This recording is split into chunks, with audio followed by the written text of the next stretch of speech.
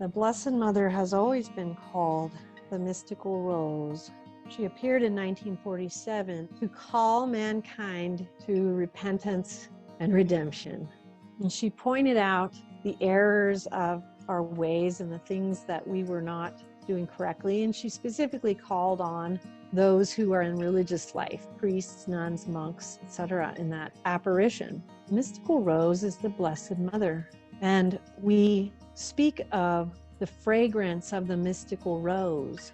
In the Catholic tradition, but this has been known to occur in all traditions, when the presence of a saint or a holy individual is near, either physically sometimes or spiritually, people will often smell roses. They experienced this with Padre Pio, St. Padre Pio, with St. Therese of Lisieux, with the Blessed Mother, and with many saints. I've experienced it twice, experiencing the fragrance of the mystical rose when I experienced the presence of St. Padre Pio. It's a very profound and beautiful experience. We talk about fragrance mysticism. We're talking about the fragrance of holiness. Fragrance of holiness is that of what is beautiful, the flowers, the rose, which is the epitome of God's creation. When you go into the lower hells, you smell putrid smells. You smell rotting, decomposition,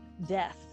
So the fragrance of the mystical rose is our constant desire and ascent to reaching that which is holy in the enclosed garden of God, and seeking out that righteousness, that redemption, that salvation that is available to every one of us, but doing so with intention and with discipline and with a direction.